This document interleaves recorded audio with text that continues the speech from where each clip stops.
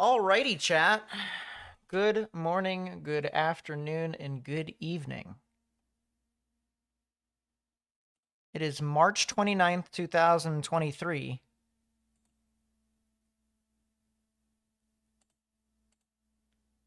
And we're going to be reacting to the models here. We're doing exactly what we said we would do.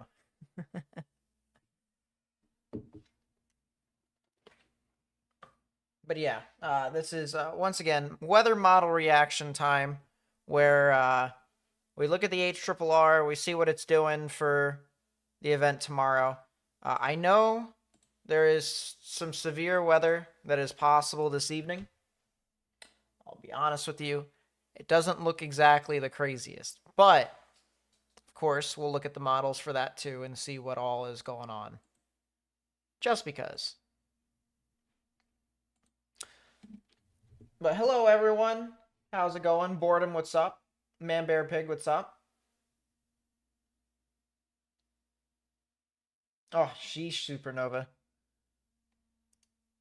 If it was you that got that surgery, I hope you're all right. And if it's someone else that you know, I hope they're all right. That is crazy.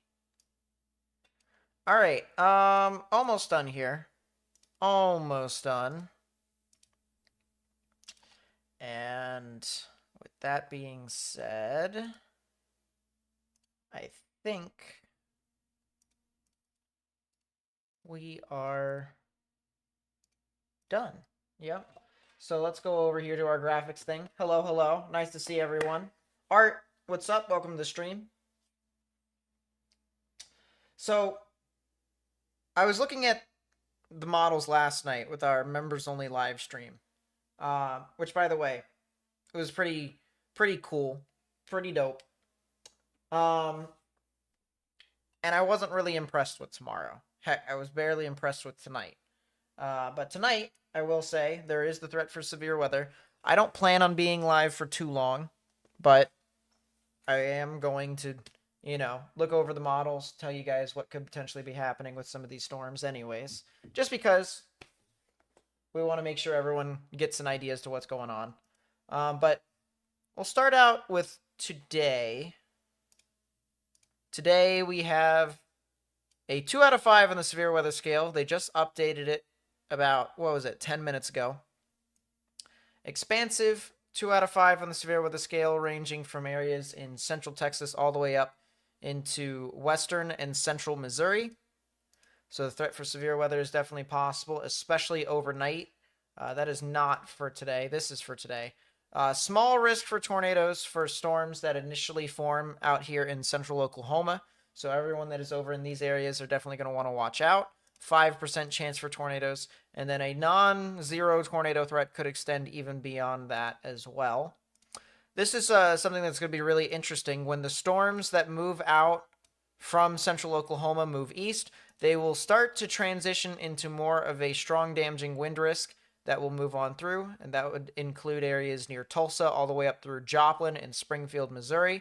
So some hurricane force wind gusts is definitely possible overnight tonight. And then the threat for some significant hail across portions of central Oklahoma and north central Texas is definitely possible, with some big amounts of hail that could get up to about golf ball sized in diameter. So good bit of stuff here tonight for you guys to watch out for, at least severe weather wise. Tomorrow is a big, expansive severe weather day that we're going to be watching. Huge risk of severe weather extending from Ontario, Canada, all the way down into Mississippi, Louisiana, and Texas, with a big 3 out of 5 on the severe weather scale right in the middle of it. But here's the interesting thing about this event. An enhanced risk is perfect for this style of event. It really is perfect for this style of event. It just is really messy. This event tomorrow is really messy. And though the 18Z HRRR per sources went a little bit crazier, we'll see what the 0Z HRRR says here very shortly, because it is currently, right now as we speak, pulling in hours. All right, we are now starting to see what could happen here in the future with this system. All right, so once again, we want all these blue squares to be filled up all the way up here in the top left-hand portion of your screen. And once that gets filled up, then we're able to kind of figure out exactly what's going on. Specifically, we'd want it filled up to about here. When we start to see the blue squares get into that area, that's when we know we get a good idea as to what's going to be happening, at least for tomorrow night.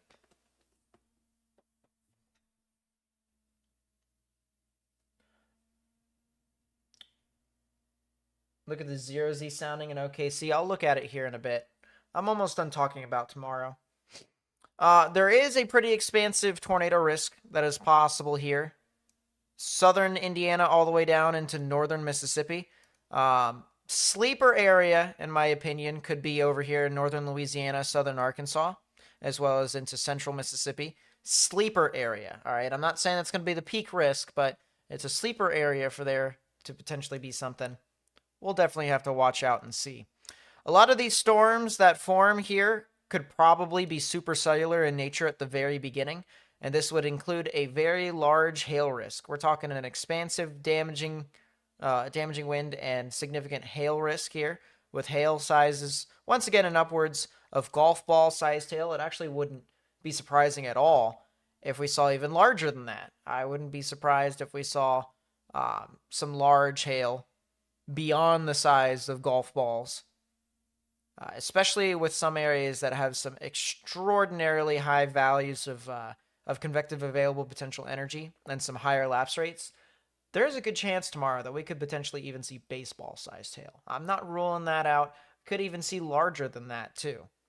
But very large hail over here from portions of Indiana all the way down into Texas. It is possible, so that is something to watch out. And then as this marches its way to the east, the wind risk will become a lot more prevalent, and we'll start to see potentially hurricane-force wind gusts, maybe even stronger than that, into the 80, maybe 90 mile-an-hour wind gusts could be possible. I think hurricane-force wind gusts is a good base for what we could potentially see from the wind department, and that is not including the tornado risk there. And then we have the leftovers heading into Monday. Now, based off of what I saw with the models last night, okay, we had a pretty interesting sleeper risk down here in the Southeast. We're talking Alabama, Florida, Georgia, and the Carolinas. That was the area that stuck out to me a little bit with some of the models. We'll see tonight with the HRRR what it could depict for what could happen here on Monday. But the further north you do go, the more of a damaging wind risk it'll be. So folks over here in the upper mid-Atlantic into the northeast almost, that's where you guys could probably see a lot more strong damaging winds more than anything. And if you thought that that was all, you're kind of pretty much wrong, unfortunately. We have the threat for severe weather here at 2 out of 5 on the severe weather scale on Tuesday. Wow. So another day of severe weather immediately after that. That is over here for portions of Omaha, Topeka, Kansas City, and Des Moines. So basically over here in those 4 states of Nebraska, Kansas, Missouri, and Iowa. And then we have another day of severe weather, where we now have a 2 out of 5 on the severe weather scale and a 3 out of 5 on the severe weather scale over here, practically in the same area. This is pretty much the same area that we're going to be seeing tomorrow, and it's going to be a rinse and repeat almost. Pretty much a rinse and repeat of severe weather that we're going to be seeing even into this coming weekend. This coming weekend, we could very much so see a pretty significant area, pretty expansive area of severe weather. I want to mention here real quickly, there is something that is very interesting that I, at least caught my eye. Very interesting to note. As we are talking about the future, I have neglected to tell you about the now, and the now states that there is a flash flood emergency for Westminster. which is southeast of Baton Rouge, Louisiana. So if you know anyone that lives in those areas, significant flooding is ongoing at this time. Between 3.5 and 4.5 inches of rain has fallen. And an additional 1 to 2 inches of rainfall is possible. So if you know anyone that lives in some of these areas, some significant flash flooding is ongoing at this time. And please seek higher ground if you live in some of those areas. Camden, what's up? Welcome to the stream. DDO, what's up? You had a thunderstorm in Denver? There you go. Starting to get that time of year, isn't it? I think a 15 hatch tornado risk from southern Illinois and southeastern Missouri. See, we'll see what the models say, but based off of last night, if there's a 15 sig risk anywhere, I will be disappointed because it's too much. Just because you have supercells, in my opinion, doesn't mean that it heightens the risk. You know, the sustainability with a lot of the stuff that I saw on the HRRR last night was not amazing. So, you survived the great Seattle thunderstorm. There it is. Seems legit. All right, we are now in hour 17 out of 48. We are getting very close to what could be potentially happening with tomorrow. But let's start out with what happens tonight, as we do have a tornado watch that's in effect for portions of Oklahoma. But let's take a look at what the models say for tonight as well. You can see we do have some thunderstorms that form across the board along this boundary. Interesting enough, this boundary is being well represented here from the KVNX radar. If we go back over here.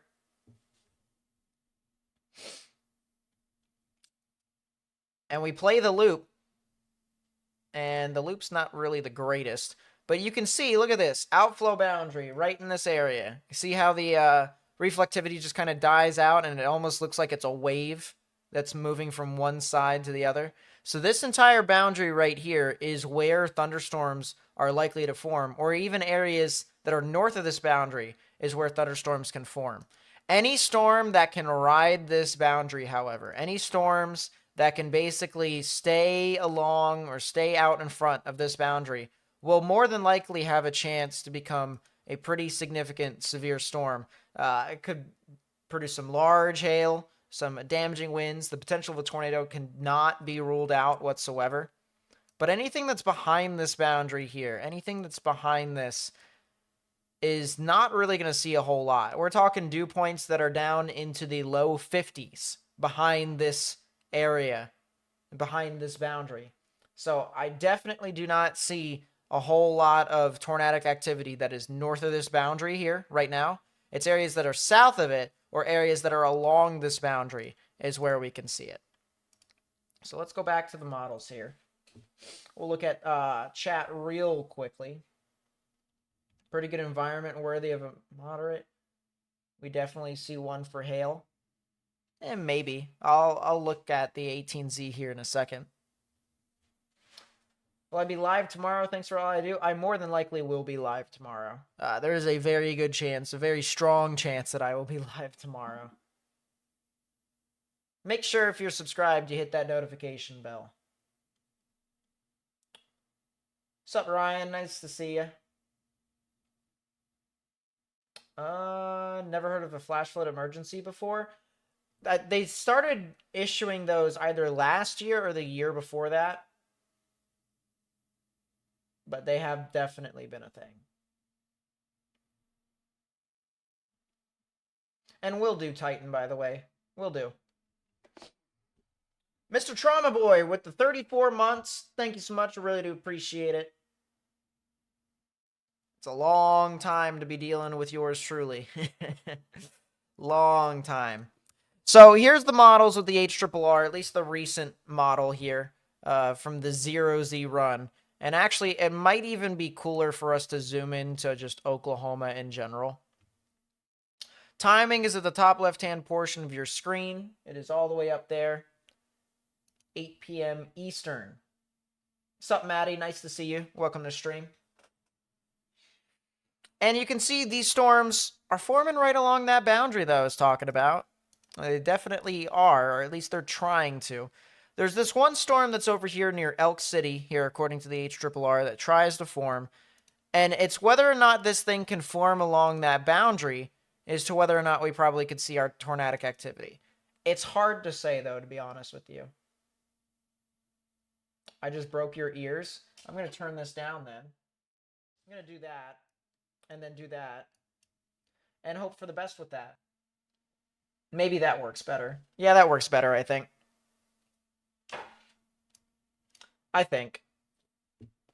But anyways, that should be all right. Should be good. Should be. I think. So, once again, storm forms along that boundary. It's hard to say as to whether or not this thing tries to sustain to that level. Here's the sounding for those who are interested in stuff like that. That is too close to the storm to be able to say anything of relevance. This is probably a better one. There is some inversion there. I was told to go look at the observed sounding from Oklahoma, and I will do that here in a second. But basically, there's just this small window of opportunity for a storm or two to form here in Oklahoma, sometime around 10 to 11. And they'll just kind of meander, honestly. They'll just kind of sit there, do all sorts of stuff. But the main risk for you all with that is going to be hail. Absolutely, the hail risk is going to be the dominant threat here this evening. And then there's some storms here that also form here near Dallas-Fort Worth. These storms will also likely produce some large hail as well. I mean, you can even see, if I were to zoom in right there, that storm has white in it. That is some very high values of reflectivity. That's a lot of stuff that the radar could be picking up on, which means that the storm is definitely dumping. You know, there's the phrase, it's raining cats and dogs. It might be raining more than just cats and dogs with that one particular storm, according to the model. So it's very much so a huge sign here that a lot of these storms here, at least in Texas, are going to be producing some large hail this evening, all the way throughout this evening into the early morning hours tomorrow.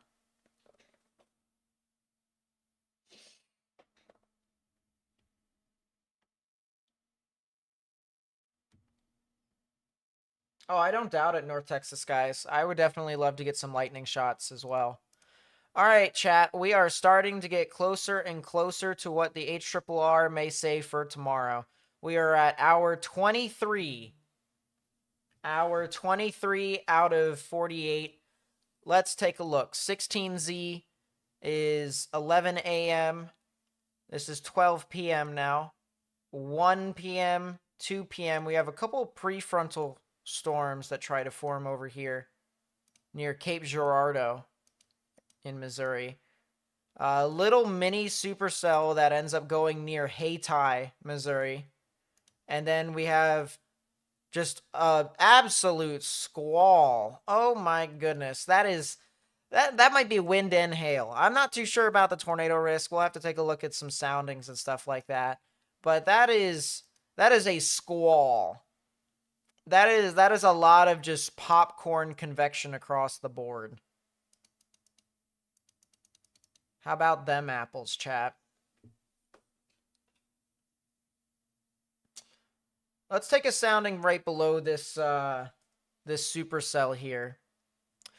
Oh, that's disgusting. Blech. Blech. That is disgusting. The fact that we have warm. Blech. That is hot. That is hot. That's pretty hot. That is disgusting. I'll tell you what, the risk in northern Arkansas, if there was such a thing as a 5 sig, northern Arkansas and southern Missouri would be a 5 sig. I'll tell you what, I gotta take a look now at the 18Z HRRR to see the difference. Because I remember it had on Twitter, there's like a marching supercells and stuff like that. Like these.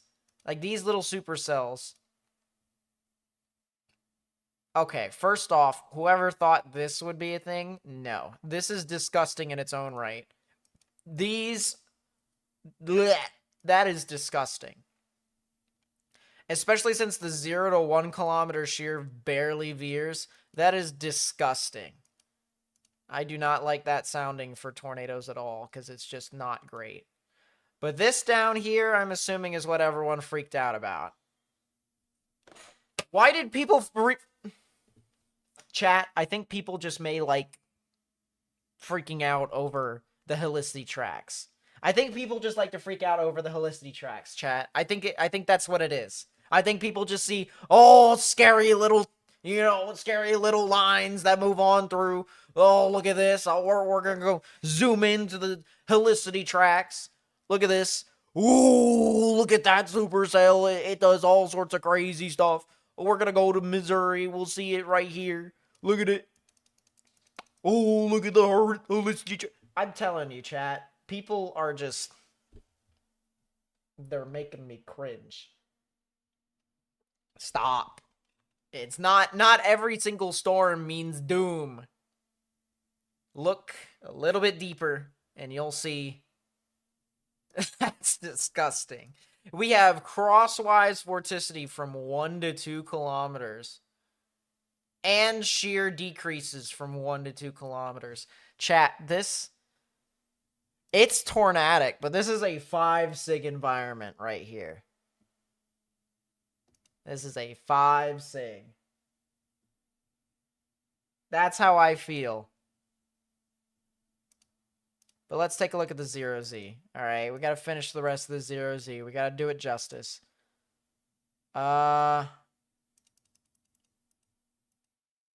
What in the wind is all of this? What in the QLCS spam wind shenanigans is this?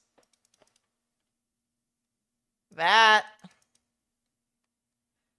hey, at least my risk in Southern Arkansas pops up. Oh, that's disgusting. Never mind. There is no such thing as a risk in Southern Arkansas anymore. What happened to the wind shear down here? Yeah, no. That is hail. That is hail. This event is an event of all time. I'll tell you what.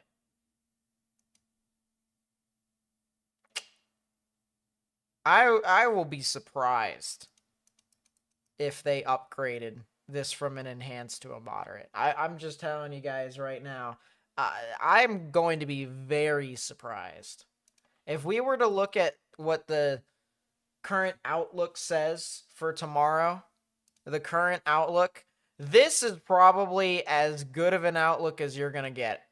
You might see an expansion south in the enhanced just because of those storms that form down there in Louisiana.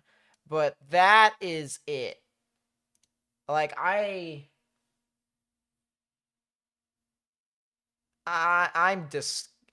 Do the members who were in the chat that were in the members only live stream last night, which, by the way, if you don't know, for every significant event that is enhanced or higher, we will go live 48 hours beforehand to see the first bit of HRRR runs that get in range of the full event.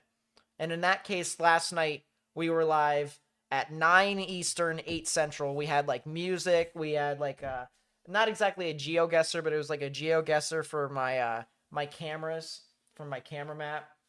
All sorts of good vibes. There was a video that I showed the chat, and maybe you guys have seen it before, but it's like, it was the Gen Z sportscaster guy that got in the middle of like a snowstorm, and he was like reporting.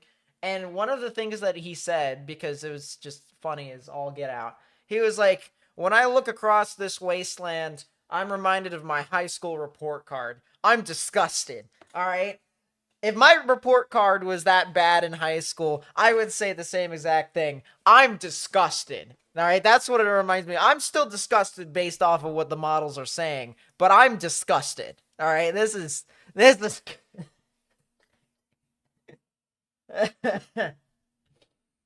Anyways, that's basically what our members only live stream said last night. If you want more fun stuff like that, feel free to support. You're being a member, you get exclusive content, and you basically get like a sponsorship role, and you get shouted out pretty much all the time. So it's also very easy for me to identify you in chat. So if you say hi and stuff, it's pretty easy for me to see and be able to say hi back.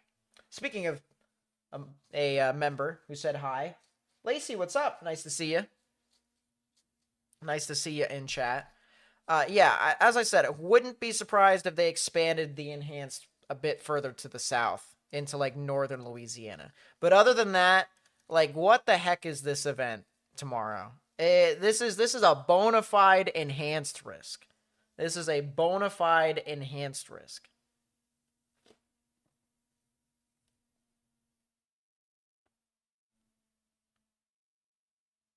And by the way, I'm hoping that with a lot of our members, I'm hoping we get more and stuff like that. We had a good amount of people that came to the stream last night, but a lot of our members and stuff, I hope I have a lot of fun with you guys, with all the jokes that we have and stuff. So the people who don't make it, we definitely miss you guys. We definitely miss you guys. All right, what does the 0Z HRRR say about Theta-e? Because I am interested in seeing surface short waves and... Well, that's the reason why stuff initiates down there in Louisiana and Arkansas. So that hasn't changed. There's just basically a bunch of initiation points here. And a lot of short waves. So that's a thing.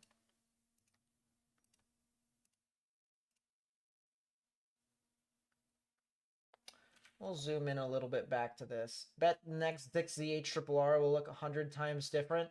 I do not want to... Once we get past the 0Z run of the previous night's model runs, I don't even entertain any model runs besides maybe the 6Z, maybe the 12Z, all right? But if I look at the 6Z and it's like death and destruction, I'm just immediately just going to say no, because that's not realistic.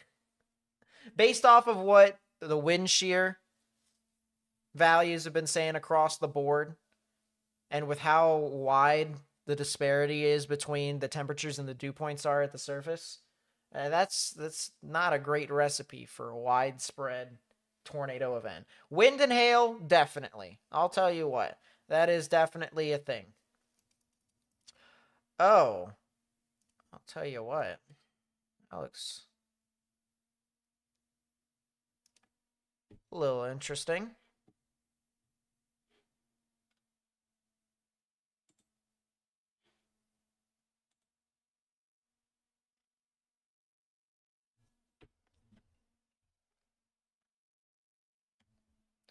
Yeah, we got a little short waves right within there. I do like the fact, severe weather-wise, if you want storms, I do like the fact that our Theta-e, our potential heat, does make it up into this area. So, realistically speaking, the best area for some significant severe weather would definitely have to be the stretch of Cape Girardeau all the way down to, like, Memphis and, like, northern Mississippi. That's what it looks like.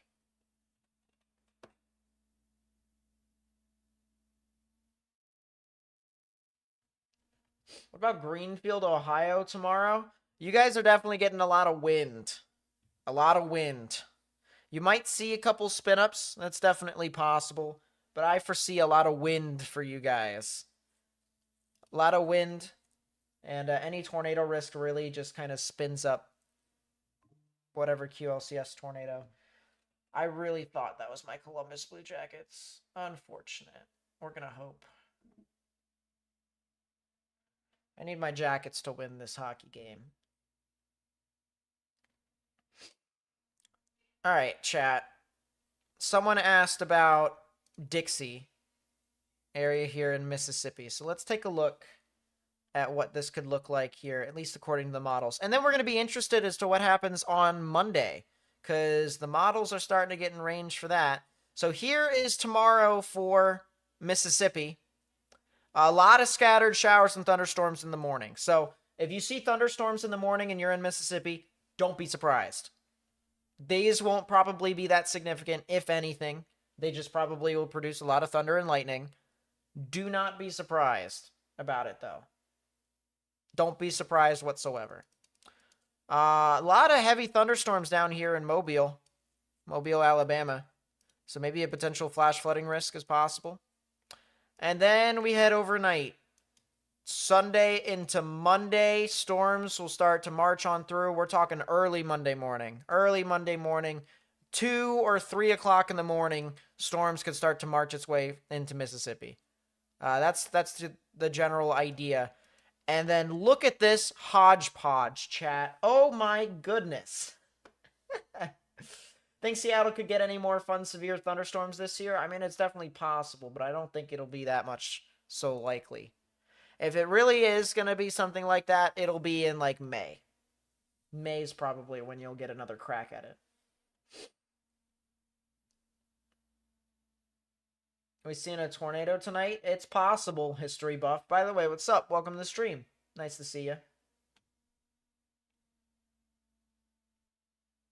GFS is wild for Wednesday. I don't pay attention to the GFS. I hate the GFS with a passion. I'm a Euro truther today, let alone 2025. In 2025, I am definitely a Euro truther because I have learned that the GFS fluctuates way too much with its placement on boundaries, and it recedes its open warm sector way too far south, or the disparity between time, it starts to recede it way further south than it was originally predicted. So, about Steubenville, Ohio tomorrow, should you expect storms? You know, that's a very good question. You could see some rain, maybe some showers and thunderstorms. They don't look to be significant until they get to you in the overnight hours, sometime around midnight-ish. That's what it looks like. You know what a lot of rain in Mobile means? Watching idiots drive through flooded roadways. You already know it. We're going to be watching those sky cameras and those traffic cameras tomorrow, and we're going to see a lot of idiots. It's going to be a lot of idiots. A lot of idiots, chat. Look at the difference in 850 millibar winds, the 0Z run and 18Z run. 0Z big downtrend. 18Z always has the big uptrend in models. Everyone remember that. It happens all the time. But let's look at 0Z here. And let's look at the compare model trend loop. And we'll go 850. Okay. So this is what it said last night when we looked at the models with our members only live stream. And then this is what it said here, the 18Z run. Higher values of 850 millibar wind shear here, especially here near the Delta. But a lot over in Indiana. Ugh, oh my gosh. That's pretty disgusting, chat.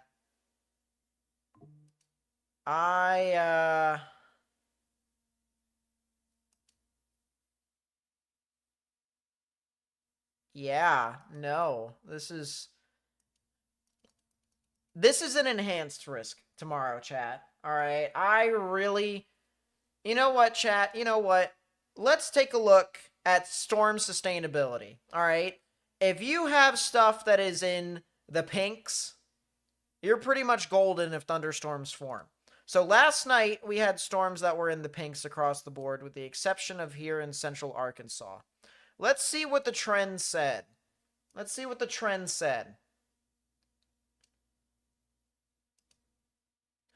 Well, the trend says that it's a lot more likely for them to sustain now. So that is the one thing. It does seem as if you will see more thunderstorms. Wow. So you know what, chat? It loses its discrete nature because of sustainability. And because of that, there's more storms that form. And it just so happens that the winds behind the boundary is parallel to it. It's parallel to the boundary, which means a lot of this activity here. Ugh.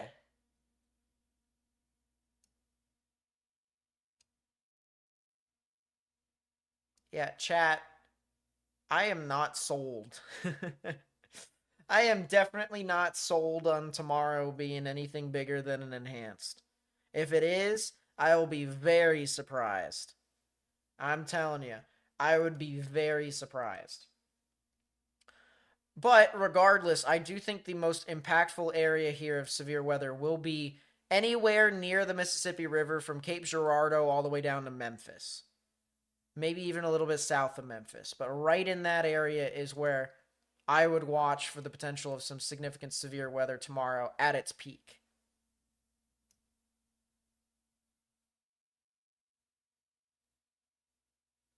Storms definitely continue overnight, all the way to about 5Z,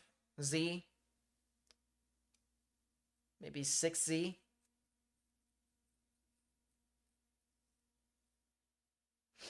And then things start to become pretty windy once you head into the morning hours on Monday. It looks like it starts to transition to a Dixie event here heading into Monday. Oh my gosh. What is... Chat, what is this?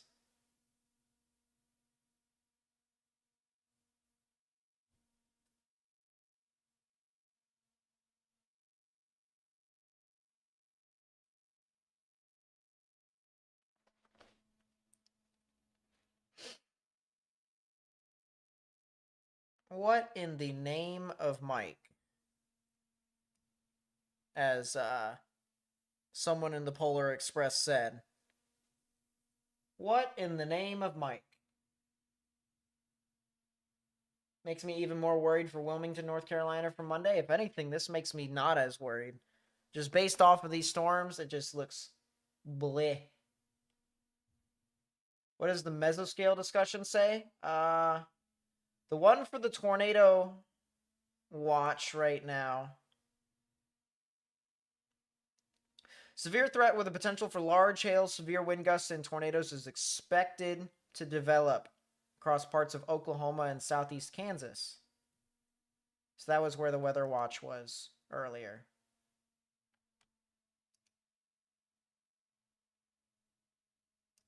Yeah, that's all what the mesoscale discussion says. It's just stuff is happening.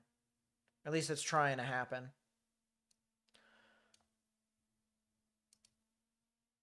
Hour 41. I'll tell you what, though, chat. There is the potential for some spin-ups here along coastal Florida. Coastal Florida might be really interesting tomorrow afternoon. What in the name of Mike? Yeah, okay, sure. Whatever you say. Morning severe weather. That's funny. Ironically, that's pretty funny. I'll have to look into that a little bit more. I told you guys, though, coastal Florida might be an interesting event. It looks like my Blue Jackets are going to lose, by the way. It looks like they are going to lose.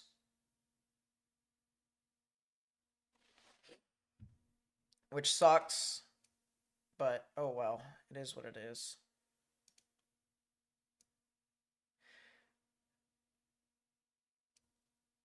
Yeah, I'll tell you, any supercell that can get out in front of this mess tomorrow morning, like early tomorrow morning, especially here in southern Mississippi, Might be a sleeper risk.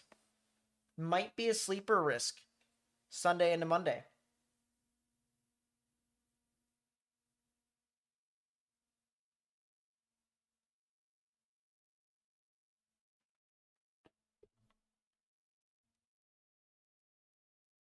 Very interesting.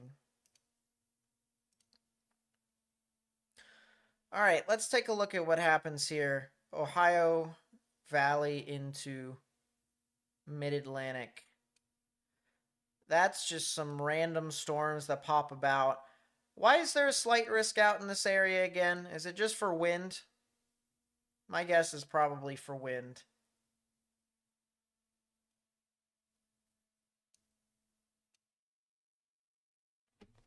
Yep, Jackets lose. Dylan Cousins with the face-off win, and that's all she wrote on that one.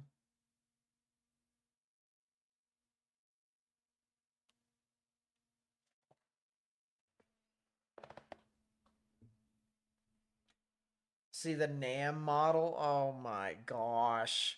You guys are going to make me go crazy, aren't you? Is it derecho time? It's possible, honestly. For the Deep South on Monday, it's definitely possible. I'm not too sure, though. But it's possible. Why is the game not ended yet?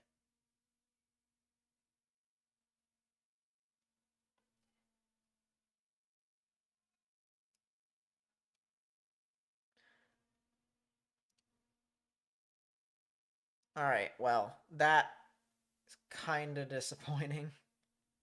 There you go, finally. Game ends. Any tornado risk for Northeast Ohio? Sorry if you missed it. It's fine. There is a small chance overnight Sunday. It'd be like at around 8 or 9, all the way to 10, maybe. But it's like a small risk for tornadoes.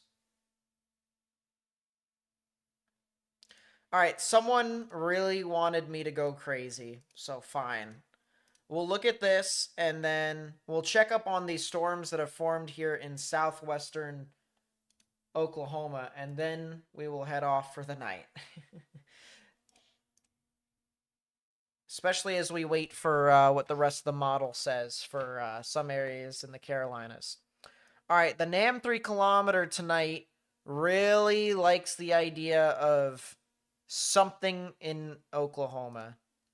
Something. Storm that blows up, and then it just kind of meanders through and then dies. And then it turns into what type of bow echo boundary is that? Yeah, okay, no. Yeah, okay, no, part 2. What just happened to St. Louis according to the NAM? What is that? No. No. No. The answer is just the flat out 2-letter no with a period at the end. If I were to describe this event, that's it. Based off of the NAM 3 kilometer and that run alone, no.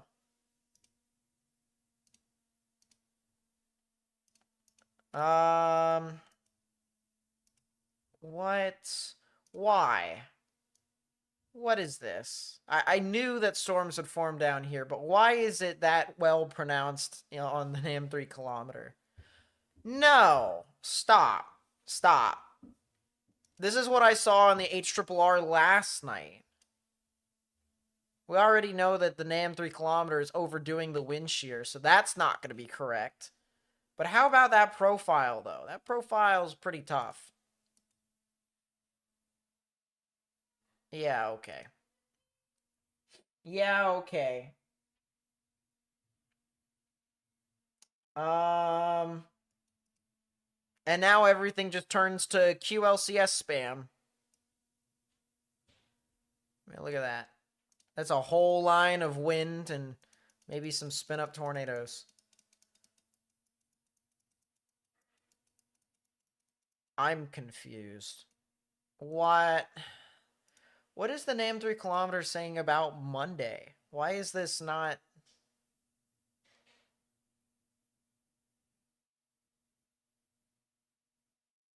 No, no, no, no, no. Why is that an overnight supercell? That's south of Macon, Georgia.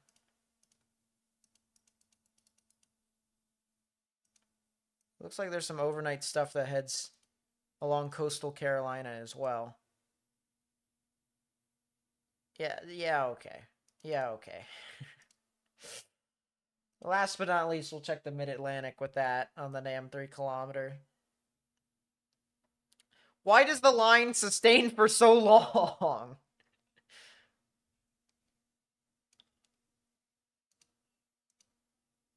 Is my house apparently HARP? Why does the storm literally form right on top of my house?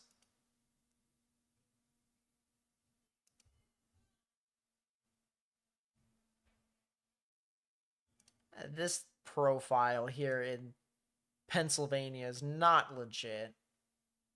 That's not...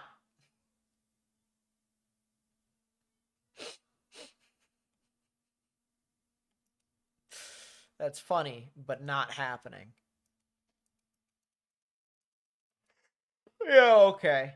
Okay, NAM 3 kilometer. I've had enough of you. I've had enough. Would I worry if I lived in Wilmington, North Carolina on Monday? No. I'm not worried, at least. All right, the full run of the HRRR is out. We're going to look at tonight and the timings of these storms here real quickly, and then we'll move on to tomorrow, and then we'll move on to Monday. 0Z run. Once again, storms form in Oklahoma. And then they'll move on through. Bunch of just some shenanigans that move out. This is midnight here, 1 a.m., 2 a.m., 3 a.m. Stuff starts to get into Joplin and Springfield, Missouri. Some storms also move on through the Dallas-Fort Worth metro area. They're going to be moving on through that particular vicinity over a span of several hours tonight, honestly. Dallas-Fort Worth could see an abundance of storms. 4 a.m., 5 a.m., 6 a.m., storms start to really, settle down a good bit. And then we'll look at tomorrow here.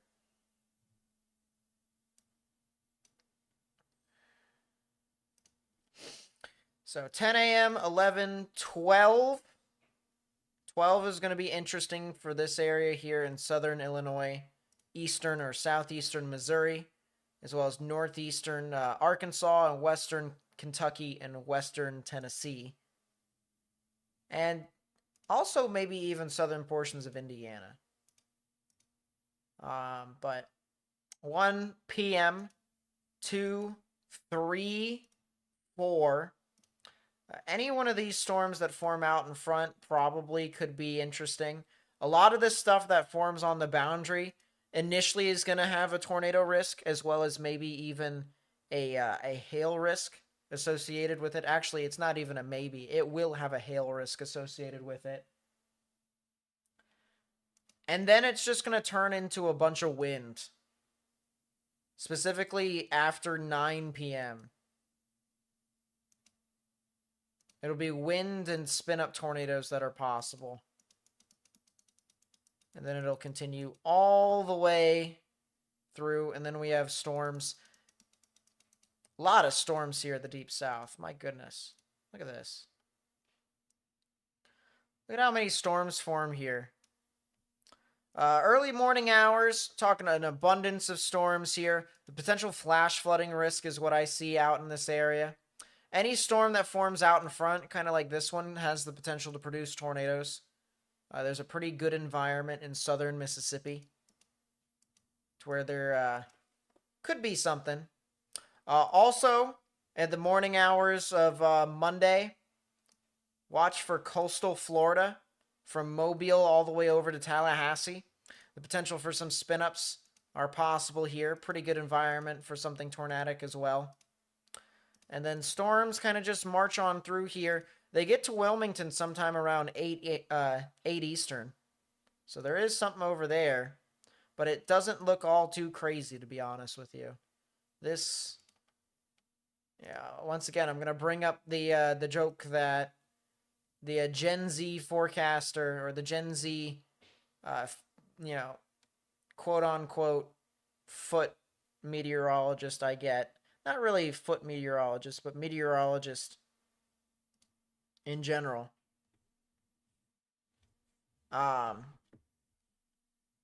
He was out in the snow in the middle of a blizzard. I think it was in like South Dakota, something like that. And as I said, he looked across the snow area and he said out loud in the microphone, live on television, he's like, I look across this wasteland, it reminds me of my high school report card. I'm disgusted. And that's how I feel about this event. I'm disgusted. It's not... makes me genuinely feel like this is pretty crappy. I mean, it's not crappy in a sense, but like it's not as... it has not lived up to the hype that a lot of people has built it up to be. I will say that much.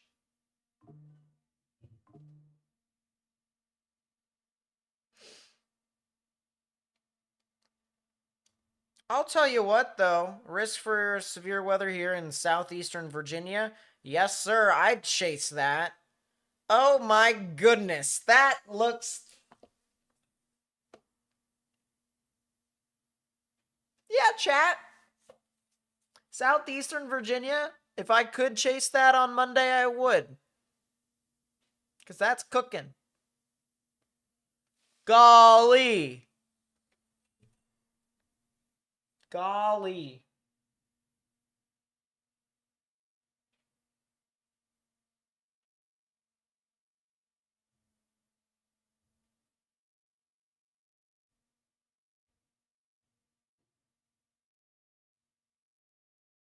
There could be crazy storms in Prattville and Montgomery, Alabama. I doubt it for tomorrow. You'll get some thunderstorms, but it won't be crazy. If it's going to be crazy, it's going to be Monday morning for you all. Beaver Dam, Kentucky. Where is Beaver? Hey, Siri. Where is Beaver Dam, Kentucky? You'll need to unlock your iPhone first. You'll need to turn on... Siri, you fail me. Yeah, of course you didn't get that. Thank you.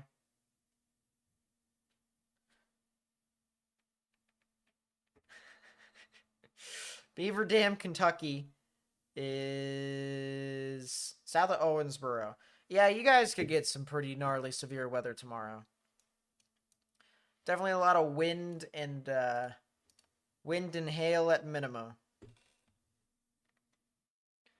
How's southeastern Virginia worse than Wilmington? Could it get worse in Wilmington, North Carolina too then? No. Not based off of what I saw.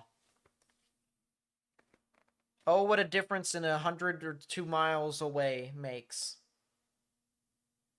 So, here is some of the storms that move on through. Owensboro could have a couple of rounds here that start out in the early afternoon, but I don't think it'll be anything too big. And if it is, then those ones will probably produce some hail. But overnight, at around 9 Central, you guys could get a good bit of wind, hail, and maybe some spin-up tornadoes. That'll definitely be the case. Siri is a guy on mine. It was the default on... Siri, go away.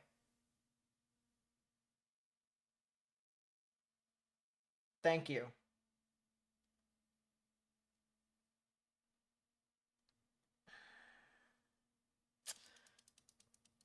Yeah, we're just not going to mention. Every single time I say its name, it pops up on my phone, starts asking me questions. It's like it's interrogating me. Southern Velocity, what's up? Welcome to the stream. Nice to see you.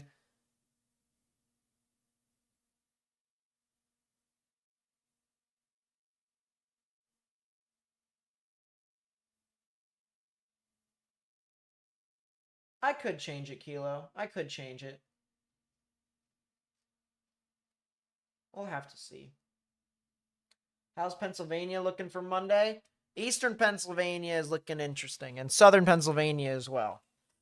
Storms literally spawn right on top of my house. But here's the timings for Pennsylvania for Monday. Storms move on through overnight, Sunday into Monday. Not really anything too big or significant. This is where stuff gets interesting. 3 p.m., 4 p.m., 5 p.m. It doesn't look too crazy, right? Until things start to pop off at around 7 and 8. And look at that. Bunch of storms that form over here and move about. Definitely does a couple of things.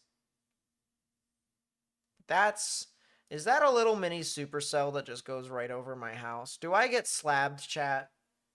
I don't get slabbed. That is some crappy buoyancy. Bleh. Once again, disgusting. All right, I'm going to check one more thing. And then we've been live for almost an hour here. And that's typically what we do for these events the night before. So we'll look at what the models say here with this real quick, and then we'll look at the storms that are currently active right now. And then, how's he say, we all head to bed. Yeah, look at that. That's crazy.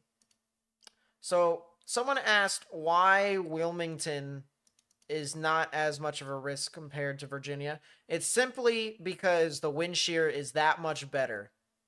The wind shear is that much better as you go north. It is actually insanely better. There could be a 5% tornado risk here in northeastern North Carolina, eastern Virginia, southern Maryland, maybe even into the Delmarva area as well.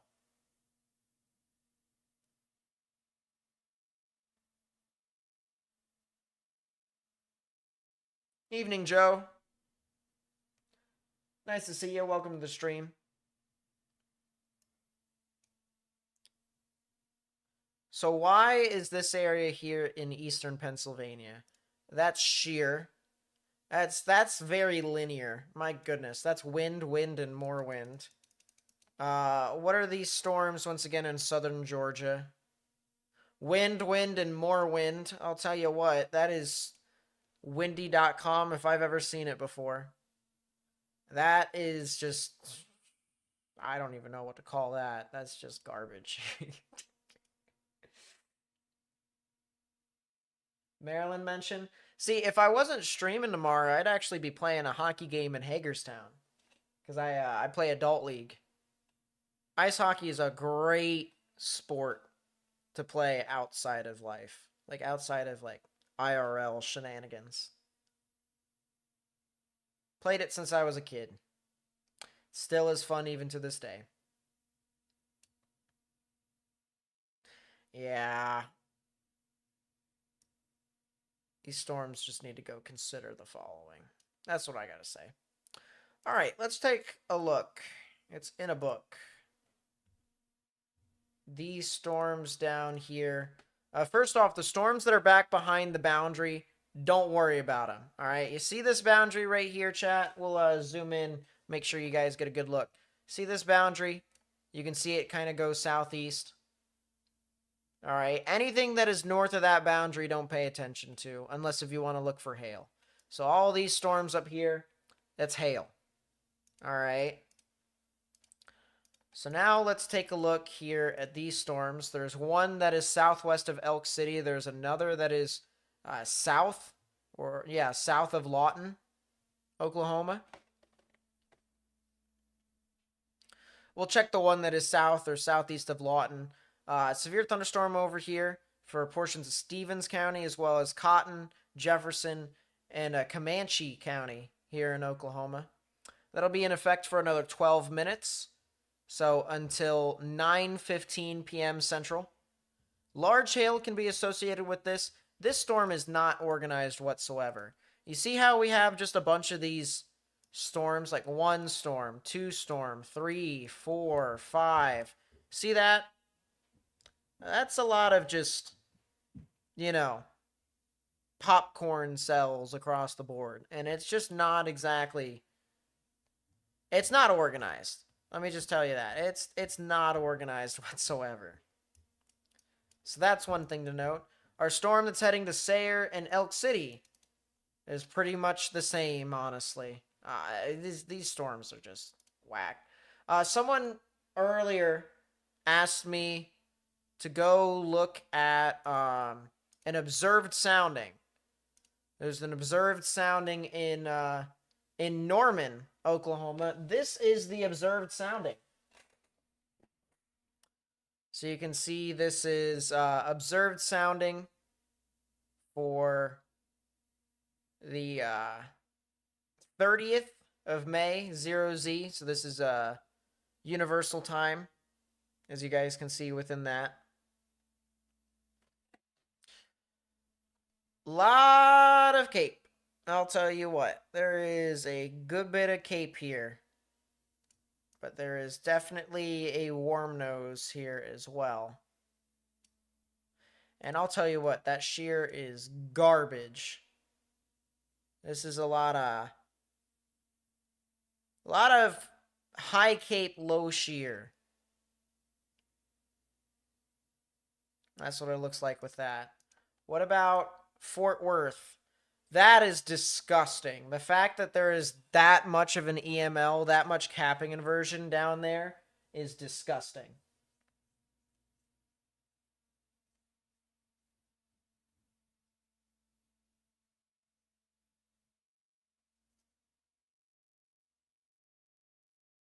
Do I watch Convective Chronicles?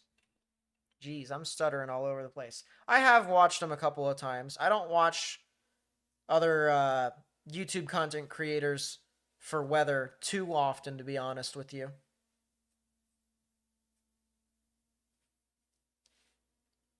But I have watched them a couple of times. Can I better explain boundary? Like, are you just saying storms like that out of the area of instability and wind shear? So no, not quite. So best way I can put this to you here. If I pull up the mesoanalysis for this environment here. We go to mesoanalysis. That's not what I wanted. There we go. And we go to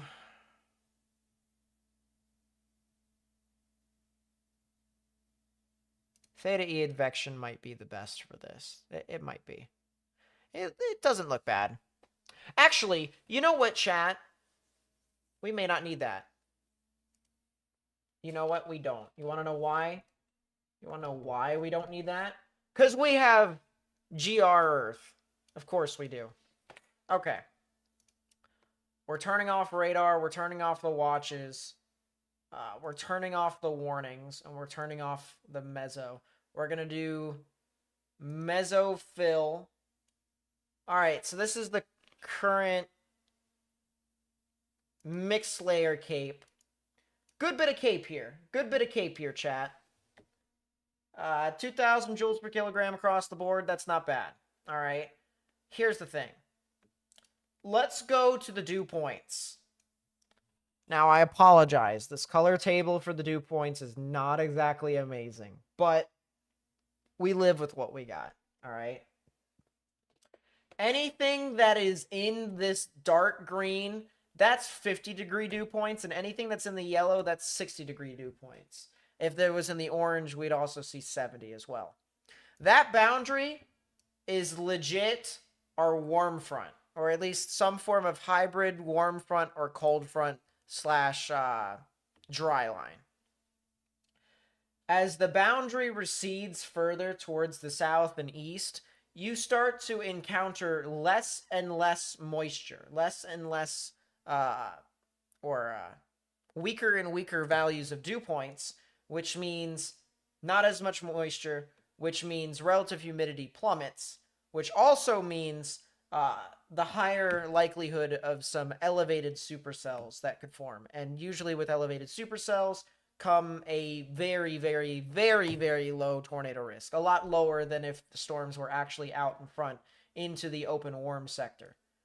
So The reason why I say all the boundaries, or the boundary that is moving on through, everything that's behind it is not exactly that significant. It's because it's preventing the moisture from actually getting to those thunderstorms and allowing it to be able to just be a bit more significant than it actually is. So, as I said, anything that is south of the boundary, you pay attention to that. If it's north of the boundary, the answer is no. And you can see that as well, that anything south of the boundary also has a rich amount of instability associated with it.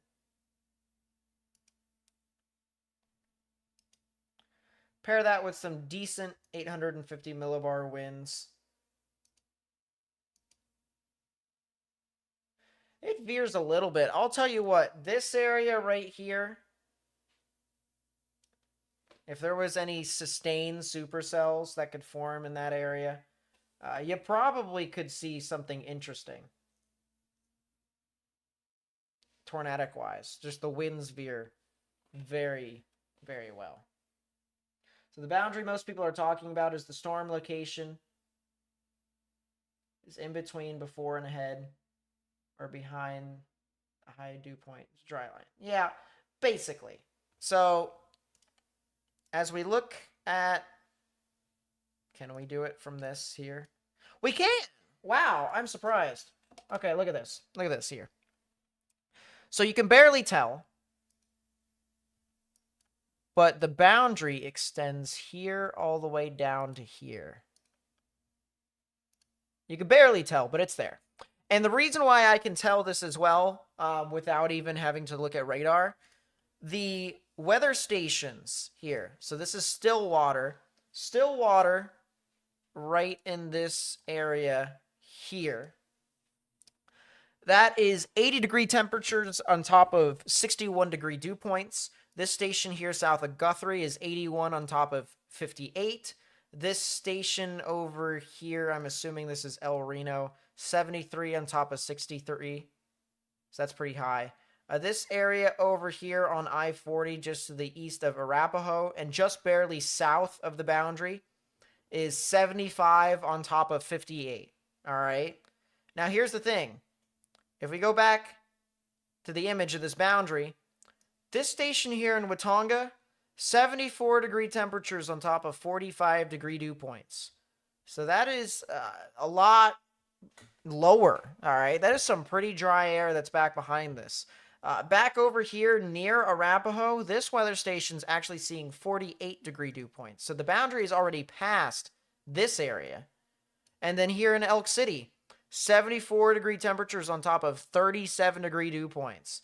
There's a good chance that this storm here near Sayre and Elk City could probably be elevated.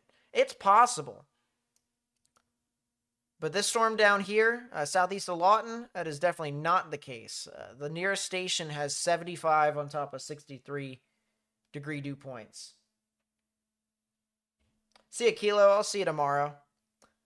So, yeah, basically everything that is out in front of the dry line and or boundary.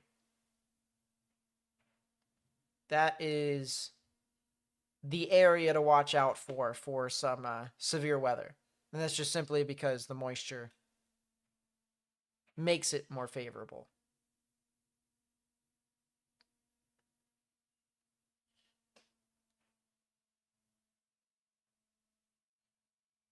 Yeah, and the cool thing about dry lines, too.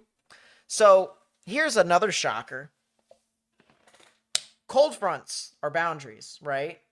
Warm fronts are boundaries. Did you know that a dry line is actually not a boundary? Believe it or not, it is actually not a boundary. How is that possible, you may ask? Simply, it is the collision of two air masses.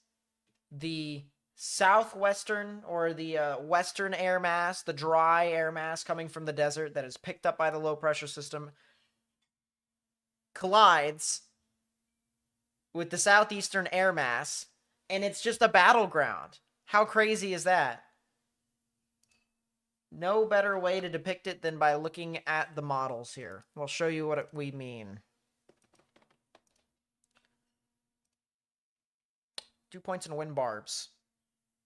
Look at this here, chat. See this?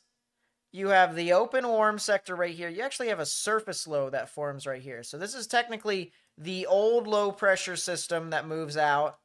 New low pressure system, or at least the surface low here.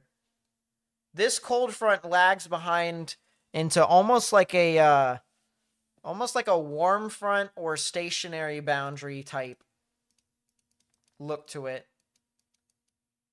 And then our surface low forms storms that just move about. And then once again, battleground, right? Dry air. Dry air collides with warm, moist air. And they just stagnate. It's just sitting. So, Siri, I didn't ask for you. Go away. Okay.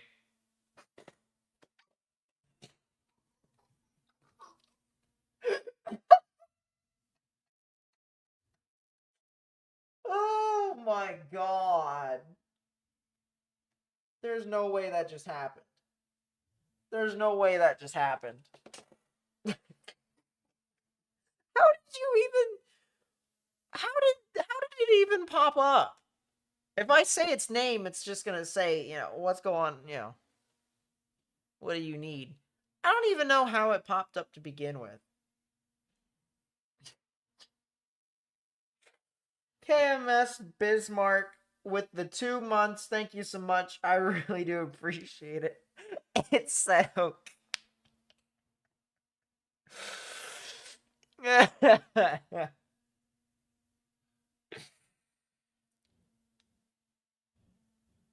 I don't even know anymore, chat. I don't even know.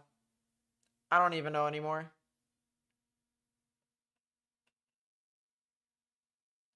Anyways, that's basically the gist of weather. And of course, there are more tidbits and facts that you can learn on this channel. We specialize a lot in radar, so there's a lot of stuff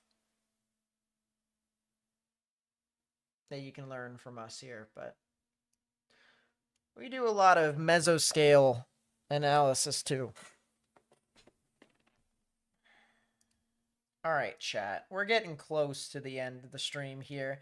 Basically, I'm going to say the name and then hope that it doesn't pop up. But Siri is killing me. Killing me, Smalls. Do I think the giant enhanced risk on day 2 could be upgraded to a moderate? I hope not. If it does get upgraded, I'm going to be very surprised. Because I really don't see a whole lot. I don't see a moderate risk. I see it staying as an enhanced. Keep everything. The only way it gets upgraded to a moderate risk is maybe for hail, and that's it. Otherwise, like hail or wind, tornado risk is just garbage.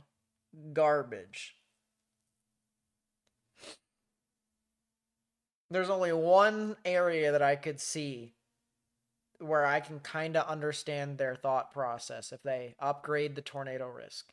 There's only one area that I could see that potentially happening.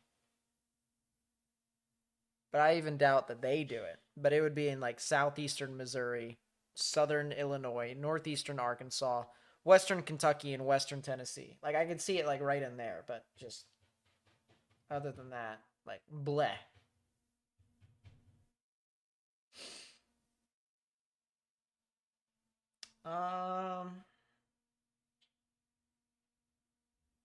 Say thanks for what you do to weather watching. Say life last year in Rogers. Wow.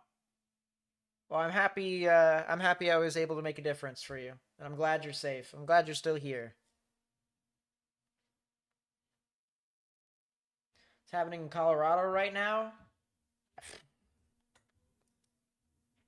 The answer might be yes. Oh, there's just storms. Really, there's just randomness.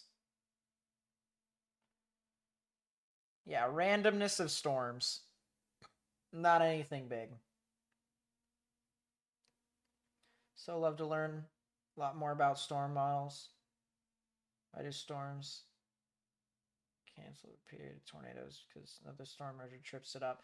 Yeah, and that's stuff that even meteorologists are still researching too. We're only starting to get to the very tip of that.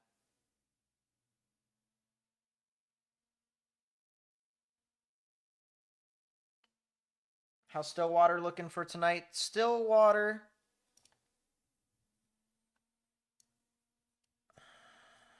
They probably could see some hail. I kind of doubt the tornado risk, to be honest with you. So someone's asking for Dublin and what's happening with that storm. I'm going to look at that. Let's see what you guys are talking about with this. As I said, a lot of these storms down here in Texas really don't have that huge of a risk, but there is a little bit of rotation here. And when I mean that huge of a risk, I mean that huge of like a tornado risk. But that is kind of interesting that that storm in particular is trying to do stuff. It does have an interesting hodograph, so it is in a tornadic environment, but it is also capped to all get out too.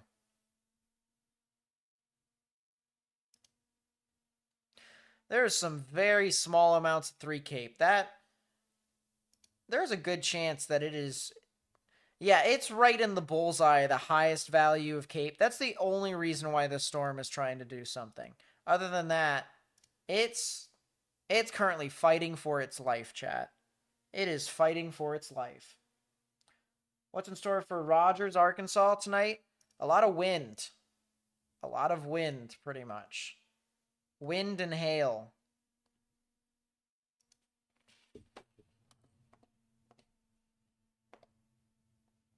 I'll show you guys there. Hear this. So Rogers, storms start to weaken as it goes to the east, but it'll be sometime after midnight, so don't be surprised if you had some storms that move over there. Tomorrow, storms might be a little too far to the east of you, so you guys may be good on that front.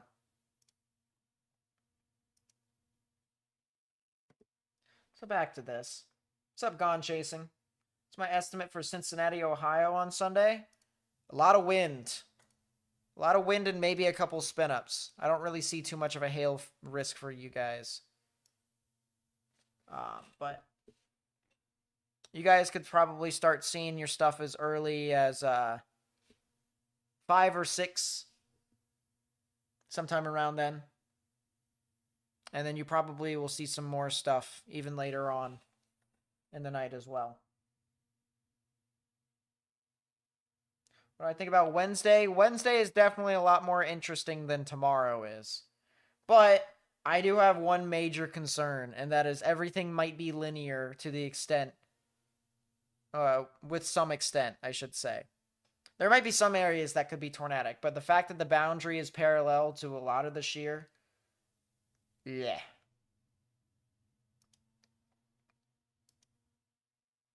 Wow, look at that. The storm is struggling to the extent of it now going linear.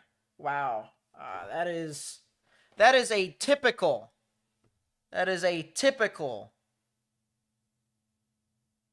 capped storm with a very weak shear.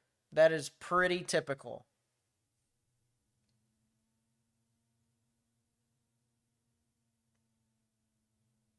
It has gusted out. Please cover Nashville, Tennessee for tomorrow. I sure can. So timings for you all would be the top left-hand portion of your screen all the way up here. I'm not sure if you guys can see that or not, but that is the time in Central. Storms will start to just kind of go off and on throughout the majority of tomorrow morning, so don't be surprised about that. You're really not going to see anything super significant until probably, believe it or not, sometime around midnight. There is the chance for the latter stages of the afternoon, sometime around 4 or 5, for there to maybe be some severe storms. But your big, stuff may not actually happen until about 12 in the morning, sometime around that time. That'll be mainly with a lot of strong damaging winds, and maybe a spin-up tornado is possible.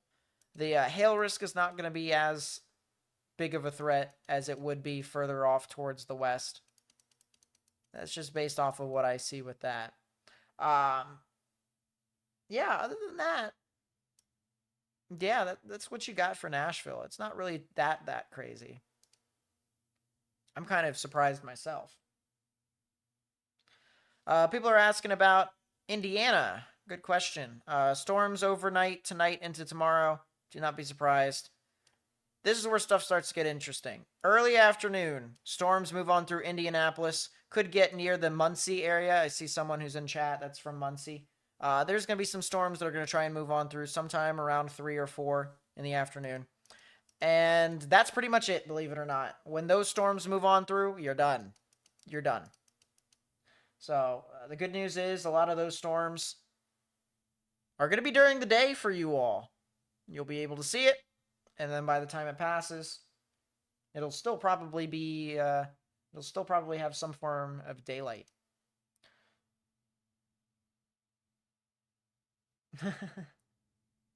About Asheville, we'll check that here for you real quickly. So Asheville is really going to see a lot of scattered showers and thunderstorms tomorrow. It really isn't going to be too crazy, to be honest. I really think you guys could be seeing a lot more rain on Monday afternoon, to be specific. Sometime in the afternoon, sometime from noon until about 3 or 4. You could see some storms that move on through your general vicinity, and that one will probably be a little bit worse. But I don't see it being... Severe storms are possible. Strong storms are a little bit more likely. Strong is weaker than severe in the context of that. So, but I don't see anything too big.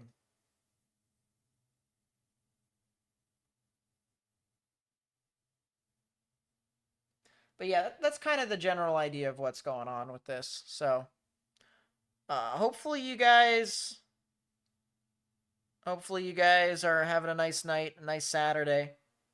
That's pretty much all she wrote from the stream.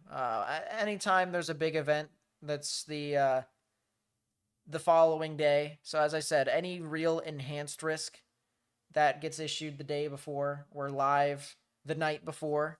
We're reacting to the models and seeing what all it could do. So there's a good chance that if we're not live for thunderstorm reasons on Tuesday, because believe it or not, if we go over here to the Outlook, we've got severe weather over the next 4 days, 5 days, if you include tonight, technically. So day 1, severe weather here across the board. Okay. Day 2 moves further east. Severe weather across the board, right? Day 3, severe weather across the board. Southeast into the mid-Atlantic and up into the northeast, okay? Day 4, severe weather here in the Central Plains and the Midwest. Small area, but there is severe weather. If we are not live covering this severe threat here on Tuesday, we'll be live covering the models. We'll see what the models say about Wednesday. So that is pretty much set in stone. All right, we're going to be live tomorrow, more than likely. And then we're going to probably, we'll see. We could be live on Monday. We could be. But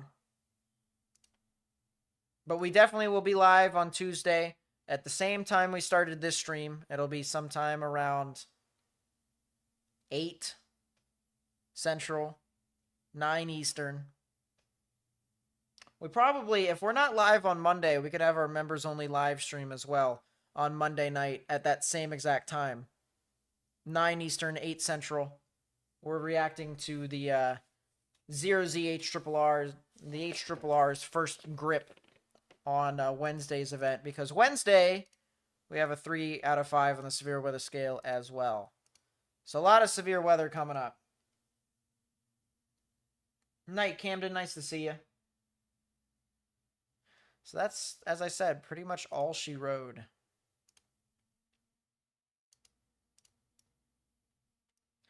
That is a left split that is heading into Chickasha.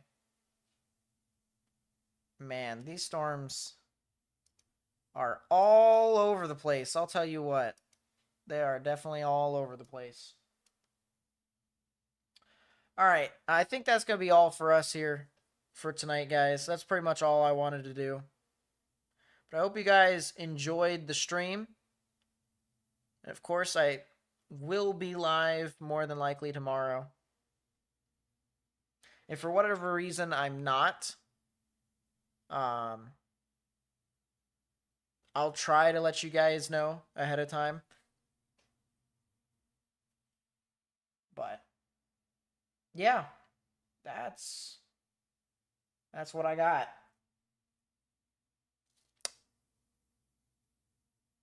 Yeah, I don't know what else to say. I mean, everyone can pretty much go to bed unless if you're in Texas or in Oklahoma. You guys got severe weather tonight. But yeah, if you guys have any questions, feel free to ask. I'm an open book. I try to make sure I help out to the best of my ability.